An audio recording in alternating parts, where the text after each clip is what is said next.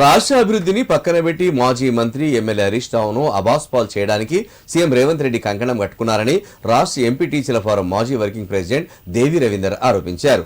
సిద్దిపేట జిల్లా కొండపాక మండలం వెలికట్ట చౌరస్తాలో ఏర్పాటు చేసిన మీడియా సమావేశంలో బీఆర్ఎస్ సీనియర్ నాయకులు రేగళ్ల దుర్గయ్యతో కలిసి ఆయన మాట్లాడారు. ఈ ఎన్నికల సమయంలో ప్రజలకు ఇచ్చిన 6 గ్యారంటీలను అమలు చేయకుండా మళ్లీ విచారణ పేరుతో రాజకీయంగా దెబ్బతీయాలని చూడడం సరైంది కాదన్నారు. గతంలో కొట్టివేసిన ఫోన్ ట్యాపింగ్ కేసును మళ్లీ తెరపైకి తెచ్చి విచారణకు పిలవడం కాలయాపన చేయడమే తప్ప మరేమీ లేదన్నారు.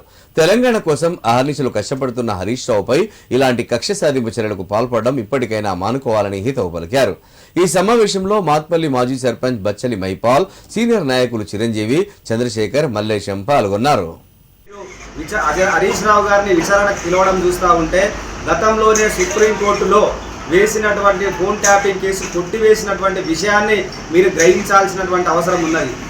పదే ఫోన్ ట్యాపింగ్ కేసులో ఇరికించాలనే ప్రయత్నం మీరు చేస్తున్నప్పటికీ కూడా కోర్టులో ఇట్లాంటి తప్పుడు కేసులు నిలబడవని మీకు తెలిసినప్పటికీ కూడా మానసికంగా ఇబ్బంది పెట్టాలి, మనోధైర్యాన్ని దెబ్బతీయాలని ఒక లక్ష్యంతోనే మీరు పనిచేస్తున్నారు తప్పితే ప్రజా సంక్షేమం కోసం, ప్రజల అభివృద్ధి కోసం, ప్రజలకు ఇచ్చినటువంటి 6 గ్యారంటీలు 420 హామీలను నెరవేర్చడంలో పూర్తిగా విఫలమయ్యారు.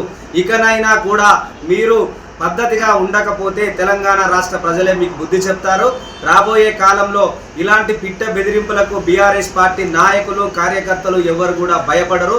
ఇప్పటికైనా ముఖ్యమంత్రి రేవంత్ రెడ్డి గారు పనికి మాలిన కవ్వింపు చర్యలు మానుకొని తెలంగాణ రాష్ట్ర అభివృద్ధిపై దృష్టి పెట్టాలని చెప్పి ఈ సందర్భంగా డిమాండ్ చేస్తున్నాం.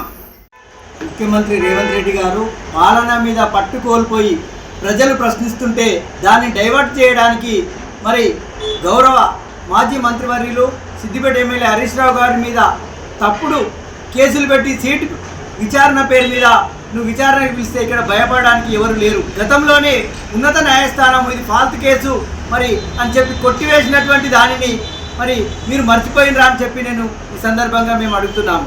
నిజంగా మీరు మీ మాటలకు కట్టుబడి ఉన్నట్టుంటే మీరు చేయాల్సినటువంటి చాలా ఉన్నాయి. మీరు ఇచ్చినటువంటి 420 హామీలు మరి 6 గ్యారంటీలను మర్పించడానికి మీరు మా ప్రతిపక్ష నాయకుల మీద తప్పుడు ఆరోపణల కేసులు పెట్టి మీరు విచారణ పేరు మీద కాలయాపన చేస్తా అంటే మీ కర్రు కాల్చి మరి వాత పెట్టేటువంటి రోజులు దగ్గర పడ్డాయని చెప్పి నేను ఈ సందర్భంగా తెలియజేస్తున్నాను.